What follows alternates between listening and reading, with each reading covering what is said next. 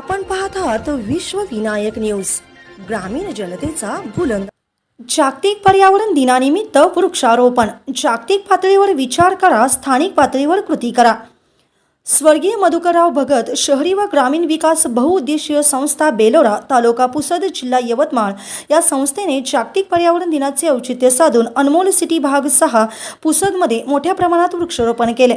जागतिक पर्यावरण दिन दरवर्षी 5 जून रोजी साजरा केला जातो आणि त्याचे मुख्य फायदे म्हणजेच पर्यावरणाबद्दल जागरूकता वाढवणे, प्रदूषण कमी करणे आणि नैसर्गिक संसाधनांचे संरक्षण करणे। हा दिवस मानवाला पर्यावरणाचे महत्त्व आणि त्याचे आपल्या जीवनातील परिणाम याबद्दल जाणीव करून देतो। कार्यक्रमामध्ये स्वर्गीय मधुकरराव भगत शहरी व ग्रामीण विकास बहुउद्देशीय संस्था बेलोरा, तालुका पुसद, जिल्हा यवतमाळ या संस्थेचे अध्यक्ष राजकुमार भगत, रवी देशपांडे, तरुण भारत पुसद जिल्हा प्रतिनिधी मिलिंद कांबळे, स्वप्नपूर्ती इंजिनियर विलास पाचंगे तसेच तलाठी उमरखेड मनोज गादेकर, विलास पवार, रमेश इंदाणे आदी कार्यक्रमास उपस्थित होते। उमरगा धाराशिव प्रतिनिधी विकास गायकवाड, विश्वविनायक न्यूज।